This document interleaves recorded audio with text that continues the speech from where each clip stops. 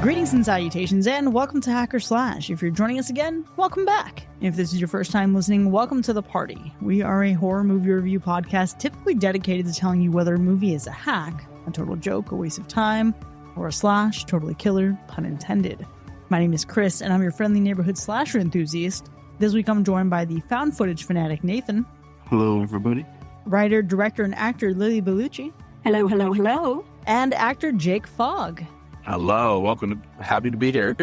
And you know what? Hey, welcome to you too, Jake. Yeah, welcome. Happy to be here.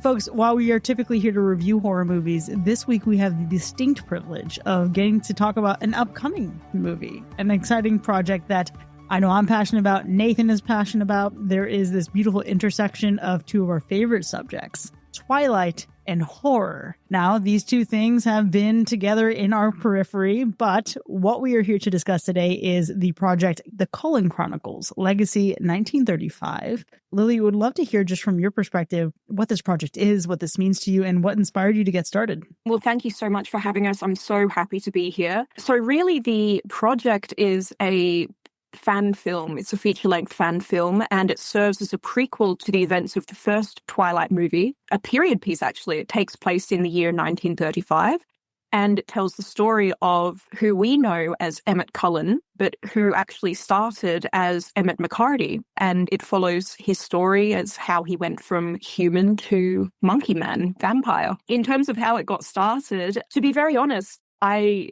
am a huge fan of film. I'm a theatre actress traditionally, but I have always loved film in all its genres, and I've always wanted to make one. I actually had a near-death experience a few years ago. As dark as that sounds, it ends well because that is what sort of made me realize that life is short, and if you want to chase your dreams, go ahead. And the worst that you can do is, quote-unquote, fail, which really is not that bad compared to other things that could potentially happen to you. So that's how this was born, really, out of something that was quite dark, that we've turned around now into something very light and very exciting for everyone. I absolutely love that. Thank you so much for sharing that. That is extremely powerful. I think about even this podcast. I did not have a near-death experience. I can imagine like the fear of that, right? But I did start this from like a dark place as well, where you have these moments where you're challenged in your life to think about, okay, is this all that I want? Is this what I want? What's keeping me from doing the things that I want to do, and to find new and creative outlets? So that's really powerful. Thank you so much for sharing. Thank you. Thank you. No, it's my pleasure. If anything, my main motto with this sort of stuff is we need to talk about it because we are all human beings. We have all been through our own misadventures. And if we talk about it, particularly these negative things, if one is comfortable to do so, then that takes away the power of that negative thing and it puts us, the one that went through it, in the driver's seat, so to speak, and it gives us power over what happened to us.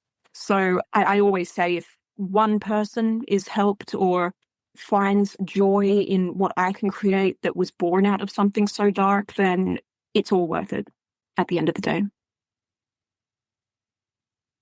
Yeah, we're definitely looking forward to talking about, not only this film, but also kind of some of your experiences along the way. Like, I thought we'd probably start off with just a bit of background, kind of a fun question. What's everybody's history with Twilight, either the books or the movies? I grew up, as far as like the movies, kind of when it was at its peak. I was in high school when those movies came out. Obviously, being my name is Jake, I got a lot of Team Jacob, sayings and lines as those movies came out, which was great. I remember going to, it being just massive, in school, and, everybody going to see the movies and to see like Rob Pattinson's career take off from it. Funny enough, like even back then, Emmett was always my favorite character. I saw so much of myself in both him and Cullen's performance in that. I think of Harry Potter, Lord of the Rings, and the Twilight. Like those were the three big IPs during kind of like my middle school and high school days. It really takes me back to that. I'm fortunate enough to honestly say I'm friends with, some of the casts, I've gotten to know them through events. So now it's a very full circle moment to be here and getting a chance to do my version of Emmett, which is going to be very exciting. How could you have ever possibly known in 2008 or so, watching this movie, sitting in the theater, and you're a young Jake Fogg, only to know that one day that you're going to be Emmett. How incredible is that? I mean, especially back then, because I was like 4 pounds soaking wet. I was extremely, I would not have fit the bill for Emmett at that point in time. So it's very, very cool. But it's awesome. Like I said, I saw so much of myself in that character in Cullen. So I'm so excited to bring it to life and to show people what we have in store. Well, for me, I wish I had a cool story like that. I live in Australia. I'm Australian.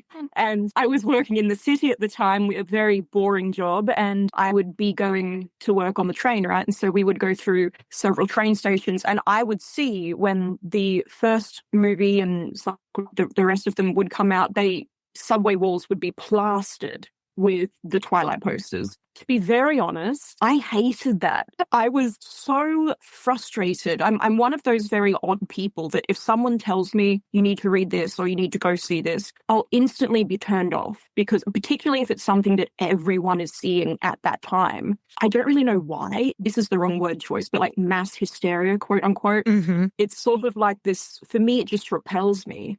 And so sort of the more I see it around and the more I hear about it, the more I'm like, ew, no, stupid. I don't want to watch it. So that was very much me when they first came out. I did not watch it for a couple of years, did not read the books. And then a friend of mine, years later, I think Eclipse had just come out. And she said, you are watching this. And so we sat down and we watched. She said, look, we'll watch the first one. If you hate it, that's it. I'll watch the rest by myself. We finished the first one, and that was it.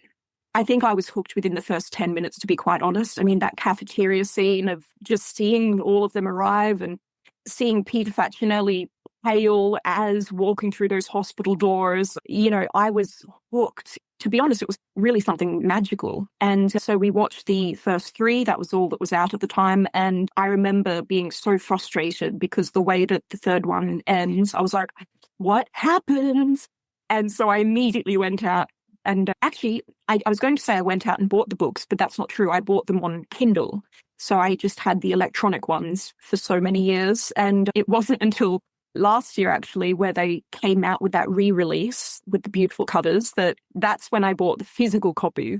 So yeah, my journey is rather an odd one with Twilight. I did not, grow up with it in that sense. However, I have, in my defense, very much made up for it. I own a bunch of different Twilight costumes that were used in the films, and now I've written a movie in Twilight, so I think I'm okay now. I think the Twilight gods are satisfied with me. Lily, I would say so. You're doing it for the culture. You're bringing it back to folks. You're a better citizen of Twilight than I have been, quite frankly, and I admire that. That is really, really freaking cool. And I get it, like the mass hysteria of things. I think about even Hereditary. I had to stay away from Hereditary for so long. 1, because it got spoiled, but then 2, people kind of create this idea of this hype, and it's like, oh, how could it possibly live up to that?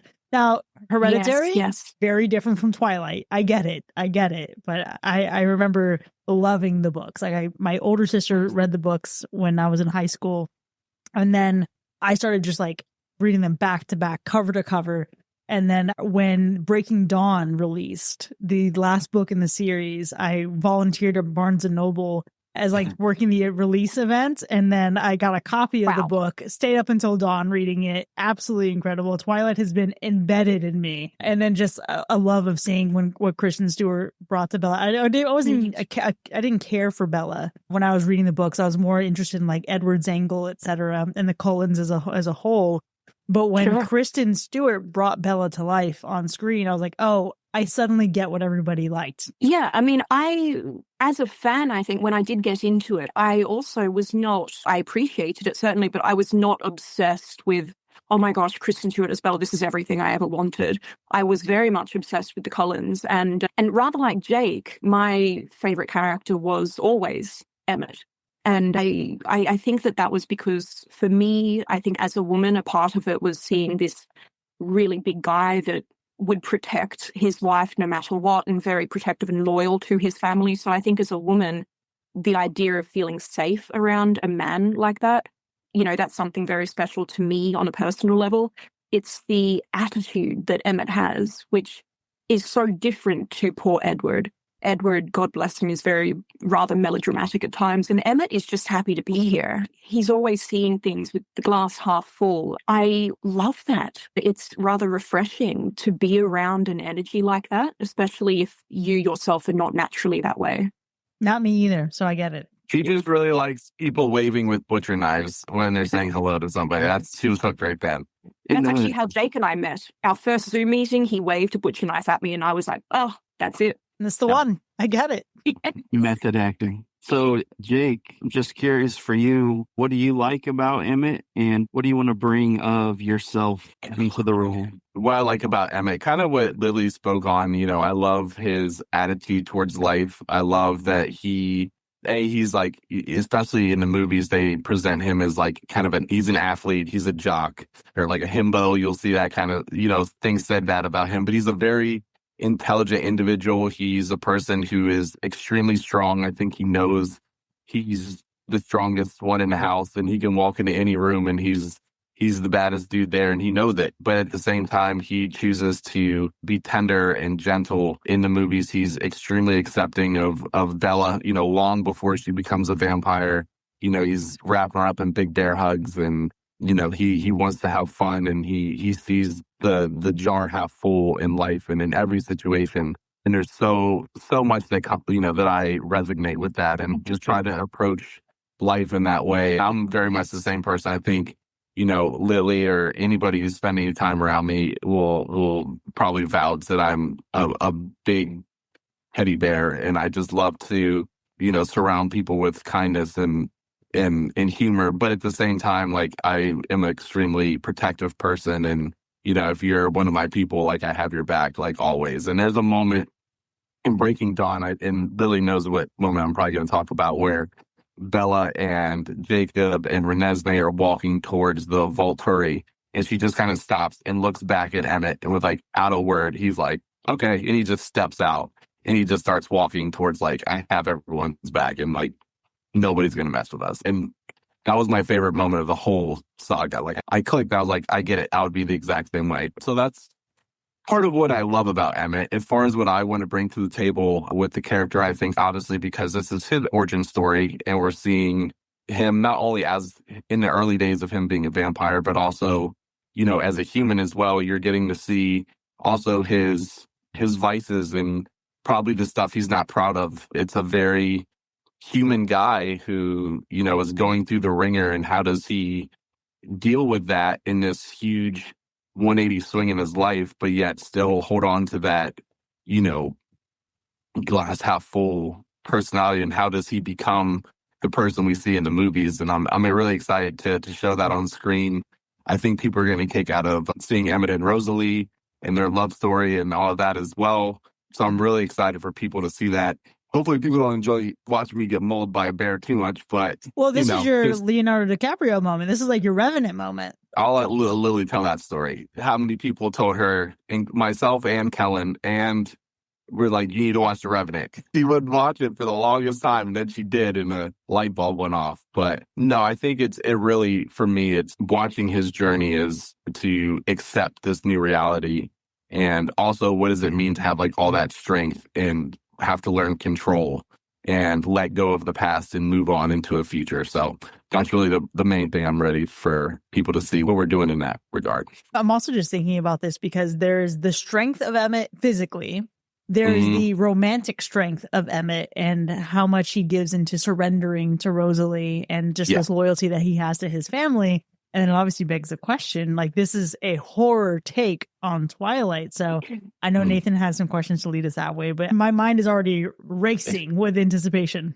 Yeah, I would say one of the things that drew me to the project initially was the idea that you wouldn't shy away from some of the brutal realities of the period. And so, Lily, can you describe some of the things you want to portray that maybe more family-friendly, shall we say, films might have shied away from? Absolutely. So firstly, if I may, I would like to offer a brief correction from one thing that Jake did say, which is that Emmett is the strongest one in the house. Yes. I would like to say, as the woman portraying Esme Cullen, that I believe Esme is the strongest in the house. She just doesn't need to show off like Emmett does. No strength is stronger than a mother's love, you know? That's it. Yeah, there you go. So essentially for me, that was several things were most important to me when I had the concept of writing the script. The first thing was I need to keep it as canon accurate as possible. Stephanie Meyer gave us a lot of detail with regards to Emmett's life as a human being. She did say that he was a womanizer, that he was a gambler. So our film will lean into those human sides of him that, you know, both some sides of him that are great, some sides that are not so great, which is what makes him like the rest of us. But in addition to that, the bear attack scene, I think arguably is one of the scenes that people are going to be waiting for out of the whole film. I think when that scene happens, that's the one that if we get anything wrong, I think they will roast us alive, and rightly so. So for me as a writer and a director, I wanted to do one thing that was not done in the Hollywood films because they were sort of attracting as large an audience as they possibly could. Being an indie film, we have the freedom to get a little bit more creative and get a little bit darker with the realities of what this world is, which is, at the end of the day, vampires are the bad guys, technically. So that was the first thing, is exploring, as Emmett learns what he is, exploring his own lack of humanity, quote unquote, and trying to figure out how he can be a good vampire, if there is such a thing. And with the bear attack, that is one thing that I absolutely have been set from the start on it being as accurate as possible.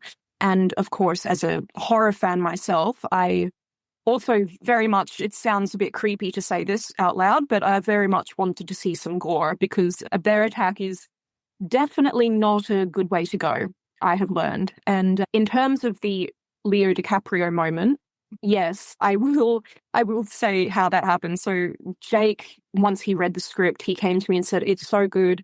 So, you know, have you seen The Revenant? You could really learn a lot from that." And I was like, no. I know he won an Oscar for it, but I've heard that animals die or they're injured and whatnot. And I'm a big animal lover. And I said, I don't think I can watch that, you know. I mean, for me, in a horror film, if an animal even moans in pain, that I'm done, you know. But if 100 people die with a chainsaw or something, it's like, oh, that's okay. You know, there's something about people, we kind of opt into it sometimes, but animals, they did not opt in. So for some reason, that's just the way that I'm built, right? And so I really just kept myself as far away from that as possible, because I just didn't want to see an animal, you know, potentially die. And then I spoke to Cullen, who has, you know, given us his blessing. I actually met him last year, and he follows us now, and just such a great human being all around. And he told me, hey, you should see The Revenant, because that scene, man, that's what happened to Emmett. And you should have seen it. I sent that message to Jake, and I said, guess what? You were right. Yeah, pretty much. And Jake sent it to me again, and like just that scene, the bear attack scene. And he said, just watch it. It's okay. And I said, do any animals die? And he goes, no. And so then I watched that scene. Spoiler alert. The animal dies. And I'm like, dude. He did it for the art. It was for the art, you know? It was for the art. Me and Big Bro both had to let her know that you got to watch it. Sometimes a sacrifice has to be made. And I do stand corrected now that while for me personally that scene is difficult to watch because of what does end up happening to the poor animal that was attacking a human being, I, as a writer and as a director, and also as someone who lives in a country where we don't have bears, it was very good to see, I suppose, something that is probably as realistic as one could get as to how vicious a bear attack is. So it really opened my eyes. In fact, it led me to rewrite a couple of moments from the scene itself, because I was just so impressed. And I said to Jake, we have to do this. I was just thinking for a moment, as you said that, my eyes just flashed with all the dangers of Australia, and you were relieved of the burden of bears. And I think you have a lot to worry about, so there's nothing to envy here. But at least bears are cute. Some of y'all, there's some stuff happening in Australia that I do not envy you. Listen, I'm also actually Aboriginal Australian, so Native Australian. So Australia, for me in particular, I guess, spiritually is woven into my DNA. My people are the eldest civilization on the planet, over 60,000 years old.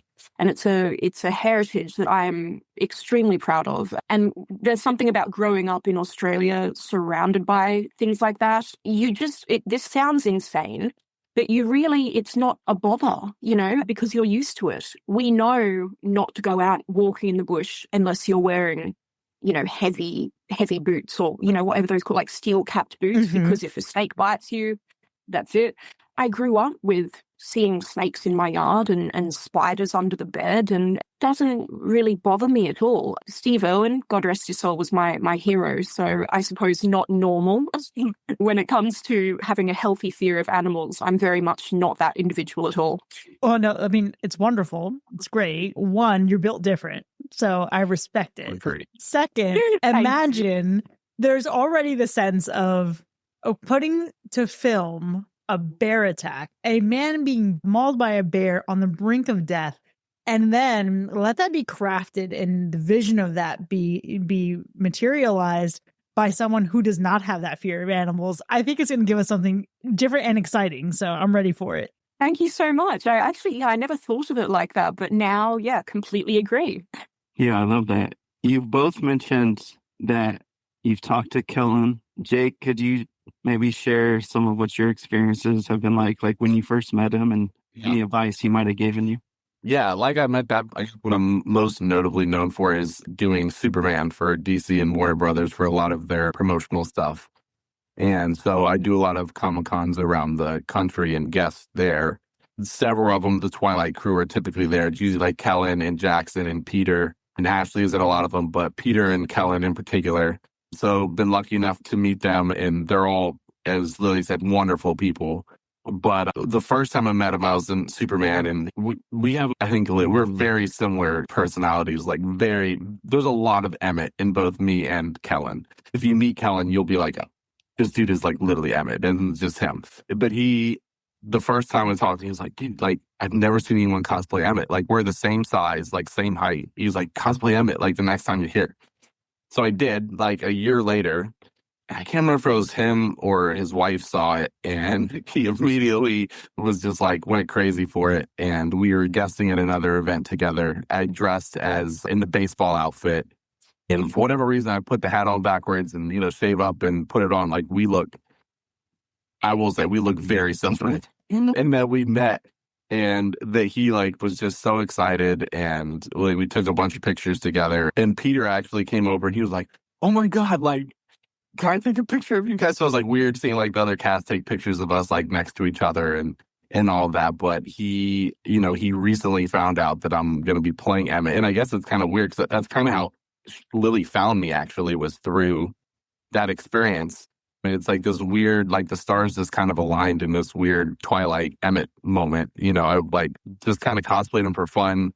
It went kind of viral. Cullen saw it. I end up at this event, and then Lily sees it, and then this opportunity presented itself. So it was kind of meant to be. But I think he has spoken about, just making it my own, to just have fun. The fact that Emmett is the protector. He's Emmett the bear. You will walk in any room, and he feels, even though Esme might think she's the strongest, he knows who the strongest really is. And he's going to be there for his family. And, Rosalie is his world. So it's her world. He's just living in it. And to just, to keep a lot of that, I think, boyish, spirit in him, and just have fun at the same time. So he's been a godsend. And I really appreciate him being so accepting of this and excited for it. And it's been awesome. I'm really excited for them to see it. It is such an incredible pipeline to go from Comic-Con to bear mauling in the span of your past few years of your life. That's incredible. Yeah, I know. I'm going to have PTSD with teddy bears. I think I'm going to have to avoid Build-A-Bear at all costs. I'm going to have a meltdown. That's the goal. If we haven't caused Jake to have at least one meltdown, then we've not done our jobs. You have to do for bears what Final Destination did for log trucks. 100%. I still can't drive behind them. Nobody still can't do can. it. I'm never going to touch No. a bear in my life. This is going to be great. I cannot wait. Yeah, you mentioned the outfits, and it makes me think about how you just had a photo shoot in character. You know, how was that experience? What did you think of the outfits? Lily, did you give any direction in terms of like where they should look or things they should be doing in the photos? We did talk extensively about the shoot. We had it planned in advance for about a month and a half or thereabouts. As far as finding costumes goes, Jake actually has his own sort of Twilight wardrobe, I suppose you could call it. So he had several choices to go by, where he sent me a few photos of him in this or that costume, and I would say yes or no, or I think I just said yes to everything, basically. We sort of had to start from scratch there, which was a lot of fun because we did have to source costumes, and then not only modern day costumes that Twilight fans would recognize, but costumes that are very old-timey from the 30s. In terms of the actual shoot, we did have a plan as to, okay, I want to see this, and this is what you guys are going to do. It's going to all culminate in this and this and this. Because it's not just a photo shoot that they ended up doing, but also we received several different video clips. Unfortunately, the Twilight gods decided that that day in New York had to be particularly rainy, which is very, I suppose, Twilight appropriate. But when you're trying to do a photo shoot and a video shoot, that can hinder what one can capture, of course. So there were a few things that they were just unable to do simply because of the weather. But that being said, we have a fabulous set photographer, and he's the one that did take the images while they were in New York. And, you know, between his skill and then the camera loves our Rosalie and Emmett. So they just have this natural gift with just happening to look good in front of the camera. But also their natural chemistry between Jake and Sierra is very, very clear when you get them in a room together or when you meet with them on Zoom or something. Their chemistry is just off the charts. So relying on that in particular, it was sort of more about setting the environment or the mood so that when one looks at these photos or videos, then you sort of have that feeling of, oh, this is Twilight, or, oh man, we're getting dark here. Okay, we're in a dark theme. Yeah, let's do it. So I was very much more wanting them to portray a theme more than a specific look, if that makes sense. Yeah, it does. Jake, jump over to you. How was your experience working with Sierra on the shoot? It was awesome. She is my Rosalie for sure. To Lily's point, I think we did like a read through, I would say, I guess a couple of weeks before the photo shoot, and it was our first time ever reading together. And we did our bits in a particular scene, and like I was on my phone, you know, so I couldn't really see. I kept always focused on the script, and then I finally looked over. Lily was crying, another person was crying, and then Sierra was in tears from like just our back and forth. And we were all like, oh, like this is really good. It wasn't like the third, it was like a first take on the first go. It was just like instantaneous. So it's been like this slow build, and Sierra and I have, you know, talked, and I think especially people who really love Twilight, the movie's really going to go as far as the connection between me and her, and the Rosalie Emmett dynamic really takes it. So it was really fun to like get the chance to meet her in person and just kind of pick up, you know, kind of the anticipation of like, oh man, like I hope we really hit it off or have that, you know, vibe together in person as we do, you know, through a computer or over the phone while reading lines. And immediately we did, and we were just goofing off, having fun. And it was weird because I felt like it was somebody that I've shot with 100 times. And she was like, this is so easy. And I was like, I know, like this is awesome. And, you know, our photographer, he was amazing. And he was just like, wow, like you guys are like really like Rosalie and Emmett. And he's a tiny little thing. So it was really fun to just like pick her up and spin her around and do different poses that you guys will see, I'm sure, over the coming weeks. But it was an incredible, obviously the weather was not, it was really rainy, really cold. We were in Brooklyn and in a park, and there's people looking at us like, this guy with red eyes that's staring at me, he might need to check himself in somewhere. There could be an issue. It's New York, so you never know. But genuinely, it was such a fun experience. And like, it just took the excitement to 11 on like actually getting the chance to like start filming some of these scenes. And I think people are really going to be excited about like our chemistry together. She's a heavyweight when it comes to her acting. She's the superstar. So I'm excited. She is certainly probably the brightest spot in the last couple Hell House LLC films for me. I remember seeing the last one and thinking like, oh, she's just really bringing it together. And so I can only imagine what she's going to bring in terms of just like her presence to this role. I'm so excited to see what she has in store. As you're telling the story, Jake, I'm thinking a couple things, right? One, definitely the least weird thing that's happened in that spot in New York. I'm confident for sure. Second, I'm also reminded of this debate, right? The strength of Emmett, the strength of Esme. But then let's also think about the strength of Rosalie to recover his body and then carry him and not feed on him.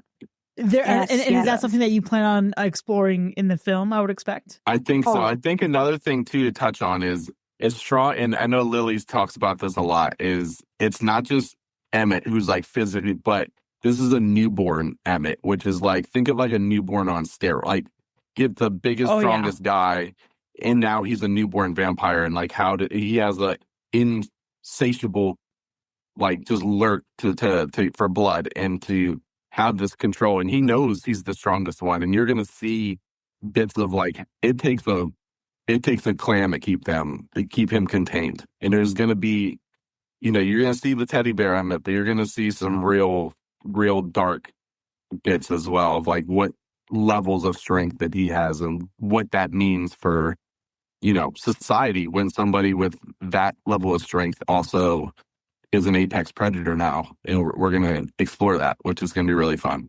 I really wanted to have that as one of the highlights of the film. When I was writing the script, whenever I would write a scene that had newborn Emmett in it, I would always have Jasper's voice in my head, where he says this in Eclipse, I believe. He's describing newborns, and he says that it's when they are at their most uncontrollable, which is the first year, they are vicious and insane with thirst. Now, we did see that a little bit in the Eclipse film. We don't really see that at all with Bella, because she has this sort of super soft control or whatever it is. Emmett does not. Emmett is very much more of the quote-unquote average newborn vampire. So whenever he detects a scent or something, he's going to be off and there's no stopping him.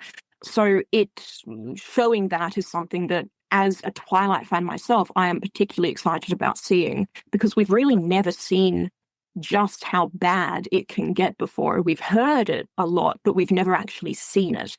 And of course, as Jake mentioned, his strength being rather a bit of an issue, I'm so glad that was brought up, because that's another thing that people, I think, can sort of forget about. They just think, oh, he's a newborn and yep, it's Emmett. Okay. Well, Emmett is arguably one of the strongest vampires in existence. I remember asking Jake a while ago who would win in a fight against Emmett and Felix of the Volturi.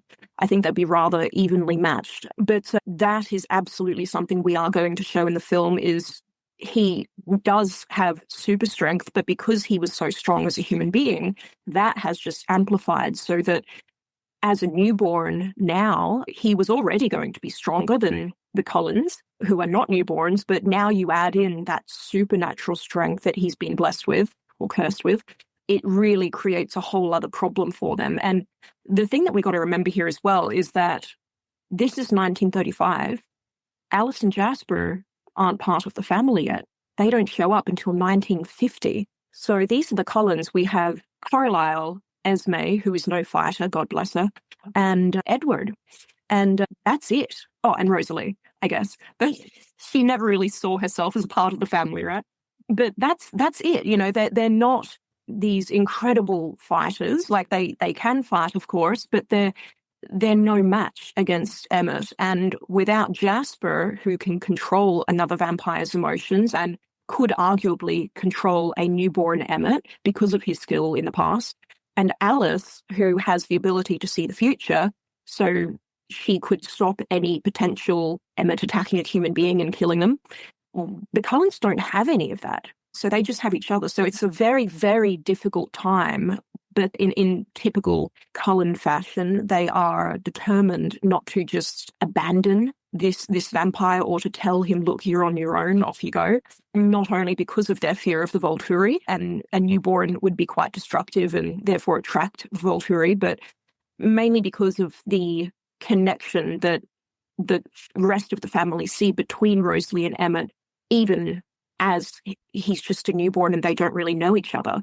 They really sort of do Rosalie that favor, I suppose, because she's just been so miserable ever since she was turned. So yeah, there's a lot that goes into it.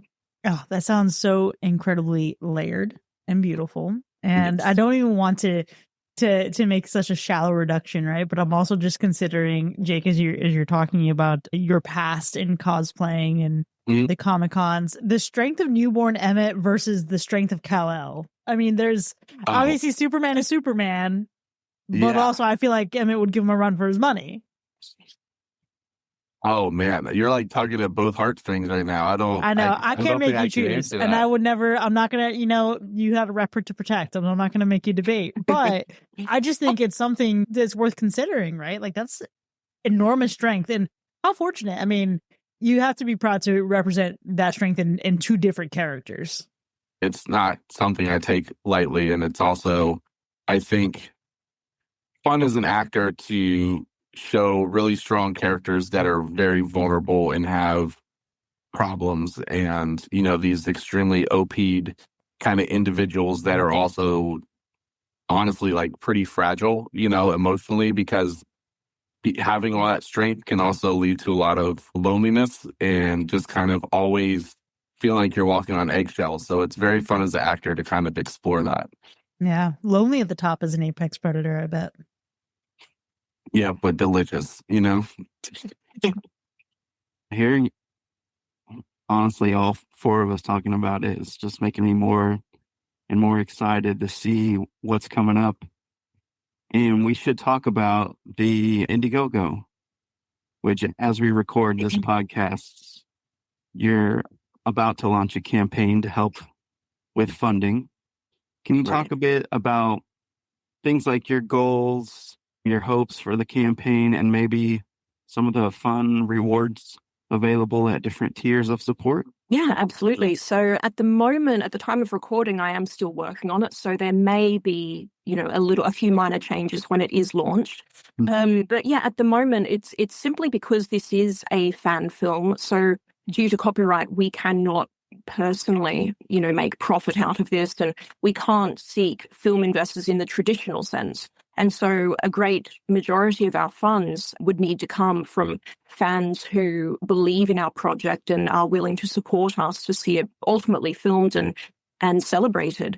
So in terms of the different levels of support, there will be something for everyone. So, we're not asking for, hey guys, we only accept donations of $1,000 plus. Like, that's ridiculous. We're not going to do that.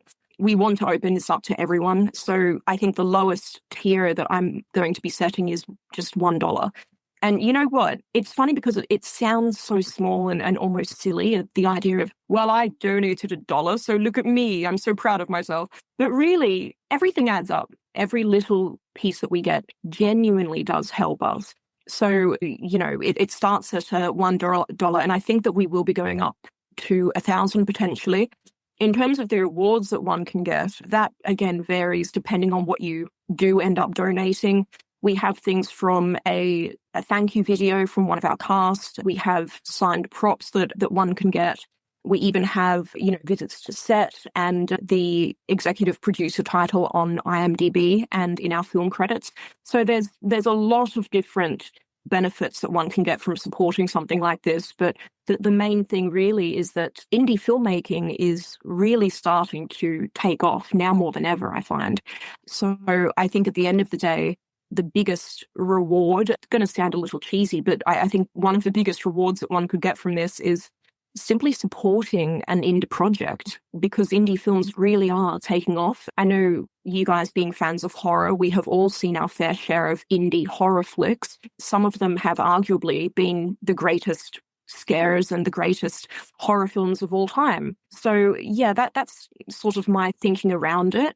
Everyone, even if you don't have $1 to spend, because hey, we are all very well aware of the world that we're living in right now and the constant rise of the cost of living and all of that, word of mouth is also an incredibly powerful tool. So even if you are not able to financially support us, we would ask that you just share our campaign to socials or to your friends and family. It really is a team effort here. And it's something that we've said from the beginning, is that this film is being made by fans for fans. So this is really a team effort, a collaborative effort between us and the Twilight community sort of coming together as one to make this happen. I've definitely been on the march trying to promote this and tell people about it. We appreciate you. That's awesome. Yes, thank you. Yes, and I can assure you our audience will be listening and waiting in great anticipation for this. We are a horde of Twilight fans, and we will talk about Twilight any chance we get. I can already think of even several people, even in my own workplace, who will be excited about this. Oh, that's awesome. Yeah. So listen, the Twilight and Forks Festival, which I know you're both going to this year, is that right? Mm-hmm. Yes, that's right. And Lily, I know you've gone in the past as well. And yes, I'm going this year, so see you both there. Yes. Yep. Can't wait to see you there. Yeah, it'll be good. What are some of your favorite memories from the last time you were there? And also, what kind of things are you interested in doing this year? So we are actually shooting just before the festival. So we plan to wrap a few days before it officially takes off. So the idea behind it for me, as someone who has been there before, this year will be rather unique because I'm going to be with a couple of people from my team who we just finished making a Twilight film. So the idea behind it is to simply really immerse ourselves once again into the Twilight world, but this time not doing it from a work perspective, but rather just as fans that are celebrating what we just created. So that's something I'm really looking forward to this year, is just celebrating with my team of, hey, we just did this. Also the idea that we don't have to work as well. I think we'll be all pretty tired after our shoots. So that's definitely one thing that I'm looking forward to. I suppose the thing that I cherish the most about that festival is the sense of camaraderie that you feel. I mean, not only you are in the real town of Forks, Washington, so it really does feel like you have just literally leapt into the movie itself. You know, you go to the Forks High School, and they all dress it up as well to sort of celebrate. So you can go into the science wing and they have the golden onion there, you know, like there's all these little details that as a Twilight fan you see, and it just feels so immersive. It's the way that I sort of describe it. It's almost like you go to a Disney World or Disneyland and you see these princesses walking about in character. And for a moment, the child inside you is like, oh my gosh, this is real. It's sort of the same thing with the Twilight Festival. You go and you are in the town of Forks and you meet these cosplayers who are in character as either Alice Cullen or Jasper Hale and, you know, people like that. So it's a very unique experience and one that I would highly recommend that any Twilight fan does at least once in their lives, because it's just very, very special. And I'm so excited to do it with Jake as well. I think it's going to be really one for the books. I'm just hoping no bears are there. Listen, I have been having to fight the urge to pack up everything I own and move out to the Pacific Northwest. I feel like my soul would just feel at peace out there as someone who loves a good, gloomy, rainy day. And I can think of no better way to see it for the first time than to be among Twilight fans. I love the Pacific Northwest too. If I moved to America, that is absolutely where I would go. I'm rather like Morticia Addams in the sense I love rainy days. And to me, those are beautiful days. You know, it's when the sun's out that I'm like, oh, this is a horrible day. And I live in the Sunshine State. So what am I doing? It's just such an experience, you know. I mean, the Forks sign, the Welcome to Forks that you see in the film, that's there on both sides of the town. So even seeing that, you guys, it's just, you see it and you're like, whoa, it's real. I'm here, you know. And that feeling never really leaves you. It's always there that whole weekend. And I will say you don't get much sleep, but that's sort of the beauty of these festivals. Is it's almost like, oh well, it's part of the experience, right? Like we're all a bit overtired, so we just embrace it and go to another party. Vampires don't sleep anyway, so it's all good. That's it. All good. So I have one final question for both of you, which is simply about your hopes for the project when you look at the full scope of the things that you want to achieve. What do you hope the viewers will take away from the film when it's all said and done? Oh, goodness. I think for me, it's truly something that Twilight fans and hardcore fans are proud of, something that pays true homage to the books, to the world that Stephenie Meyer created. I think from Emmett's perspective, I think really fleshing out his backstory and his life and showing like what an amazing character he is, both, in his human days, into his vampire days, into where we see him in, the larger movies. And then also, I think to also have a love story with Rosalie and Emmett that people won't forget. So that's definitely my biggest takeaway. I mean, that's great. I think for me, it's a much deeper level, really. The kid that grew up as an outcast with no friends in school, that loved fantasy worlds, that loved something different, that felt like I belonged in, different fantasy worlds, to make something like that or to watch something like that or to read about it, it sort of feels like you have this healthy escape, right? Where you can dive into the book or dive into the film, and even if it's for 1 hour, you are in a world where you feel as though you belong, and you feel that you're safe and that you're happy and that you are accepted just as you are. That's what I want to give these people. I did not have a lot of that growing up. And so I immersed myself in these books and these films, and that became my sanctuary for so much that was going on in my personal life. So for me, I want to pay that kindness forward and give to people what I once had myself from authors just like Stephenie Meyer. This film is so many things, but one thing for me personally, it is my love letter to Stephenie Meyer for everything that she has given all of her fans. As a lover of film, I think for me, I want to do something that will give fans a lot of credit, because really they are the reason why Twilight has remained as popular as it is all these years later. We never let it die. We never let the obsession with these sparkly vampires die. And so for me, it's getting things like, canon accuracy, keeping everything as accurate as possible, taking creative liberty where we have had no other option to do so. But yeah, like Jake, just giving people something that they can feel proud of and feel as though, once again, they were, if only for a little while, dove back into this Twilight world that they fell in love with when they first saw it on screen, 12 years ago or something. So yeah, I would say that's my hope for it. Wow. Lily, thank you so much for sharing such a beautiful connection to it, and then just a greater hope for it. I mean, I was that kid growing up with no friends and getting lost in fantasy worlds to try to find some kind of sense of belonging somewhere. So that deeply resonates with me. I feel like you're a kindred spirit. So thank you for that. And when we think about even our hacker slash community, we are a place where we feel like horror is for everyone. It's maybe not all horror is for everyone, but this is a place where you're going to find your folks. So I know that our listeners are going to be so excited to see this project and this fan film and this labor of love really continue to grow.